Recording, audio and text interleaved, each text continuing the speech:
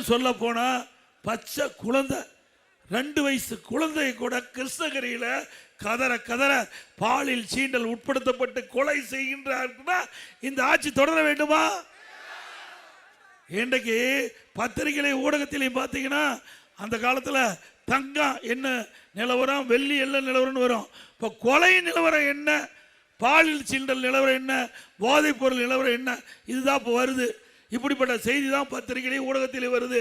இந்த ஆட்சியில் திறமையற்ற முதலமைச்சர் ஆண்டு கொண்டிருக்கின்றார், பொம்மை முதலமைச்சர் ஆண்டு கொண்டிருக்கின்றார். அதனால் தமிழகம் தலை குனிந்து தலை தொங்கி போயிருக்குது.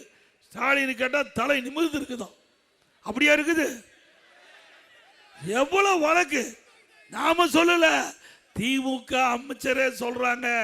1999 போக்சோ வழக்குகள் 18,000 பாலியல் சீண்டல் வழக்குகள் பதிவு செய்யப்பட்டு சொன்னா இந்த ஆட்சி மோசமான ஆட்சி தானே?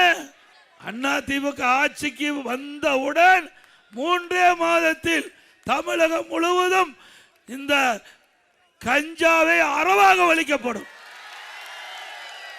தமிழகம் போதைப் பொருள் இல்லாத மாநிலமாக உருவாக்குவோம். சட்டத்தின் ஆட்சி நடக்கும். தமிழகத்தில் சட்டத்தின் ஆட்சி நடக்கும்.